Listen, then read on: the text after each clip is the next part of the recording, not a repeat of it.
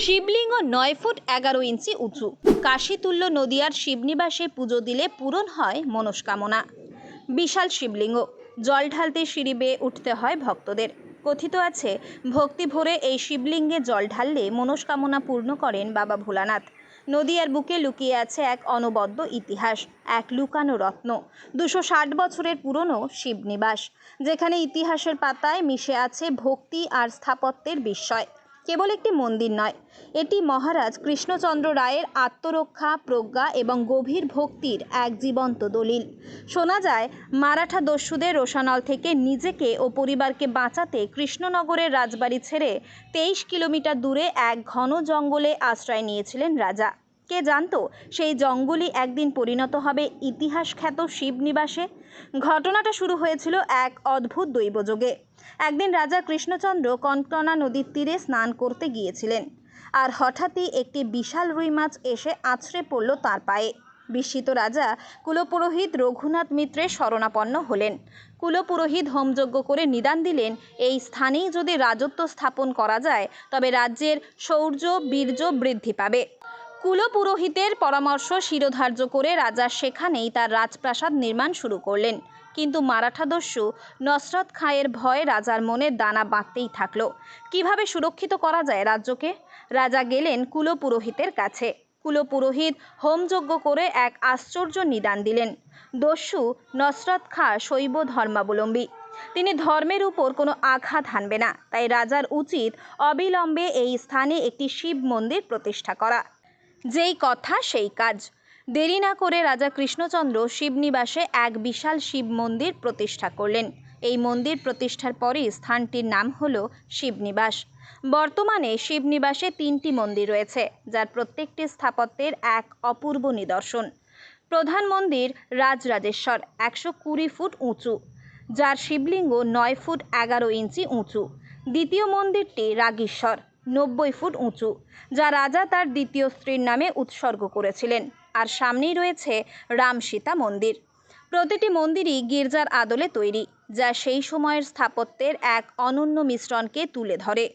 বর্তমান পুরোহিত স্বপন ভট্টাচার্য জানান, তাদের বংশধররা প্রায় ১৫০ বছর ধরে এই মন্দিরে পুজো করে চলেছেন। ২৬০ বছরের পুরনো এই মন্দির আজও সগৌরবে দাঁড়িয়ে আছে, ইতিহাসের অসংখ্য গল্প বুকে নিয়ে। শিবনিবাস শুধু একটি তীর্থস্থান নয়, এটি এমন একটি জায়গা যেখানে আপনি ইতিহাসের গন্ধ পাবেন, অনুভব করবেন এক গভীর আধ্যাত্মিক শক্তি। প্রতিটি পাথরের ফাটলে, প্রতিটি খোদাই করা নকশায় লুকিয়ে আছে শত শত বছরের প্রাচীন গল্প। এই শিবনিবাসে যেখানে ভক্তি আর ইতিহাসের এক অদ্ভুত যুগলবন্দি আপনার জন্য অপেক্ষা করছে।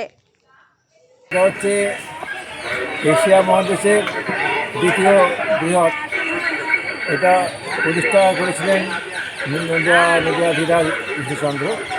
যখন উনি শুনলেন যে চারিদিকেই বর্গী হাঙ্গামা হচ্ছে, তখন ওনার চিন্তা হয়ে গেল ওনার পরিবার নিয়ে। রানী ছিলেন, দুজন অন্যান্য যারা ছিলেন।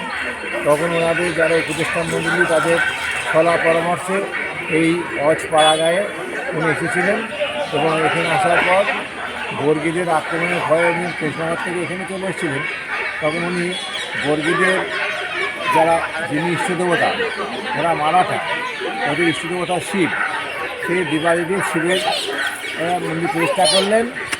তা সে এটা আমরা তো প্রথম যে শুনতাম যে এটাই এশিয়ার প্রথম, দ্বিতীয় বৃহৎ নয়, কিন্তু বিভিন্ন রকম মিডিয়ারা তারা খুঁজে খুঁজে নাকি পেয়েছে কর্ণাটকে একটা শিব মন্দির আছে এইরকম পশ্চিমাগরে, সে নাকি এটা একটুখানি বড়।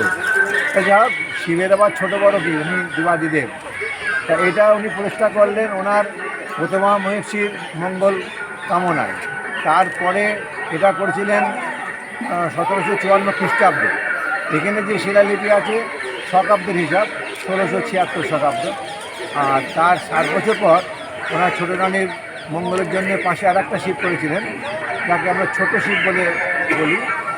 সেটা ওনার ছোটো রানী উৎসর্গিত। শিবের নাম রাগীশ্বর, আর বড় শিবের নাম রাজরাজেশ্বর। তারপরেই প্রতিষ্ঠা করলেন এই মন্দিরের পাশেই একটি মন্দির, রামসীতা মন্দির। সেখানে এখনও নিত্য পুজো হয়, ভোগ হয়। আজকে এখানে চলছে রথযাত্রা উপলক্ষে ছোট্ট মেলা। বলছি আপনারা এই কত বছর ধরে এই পুজোটা করে আসছেন? আমাদের ফ্যামিলি 150 বছর উপর। আর আমারই তো হয়ে গেল 56-57 বছর ছোটোর থেকে, আমার মৃত্যুর পর। আপনার নাম? স্বপন ভট্টাচার্য, পুরোহিত শ্রীনিবাস মন্দির।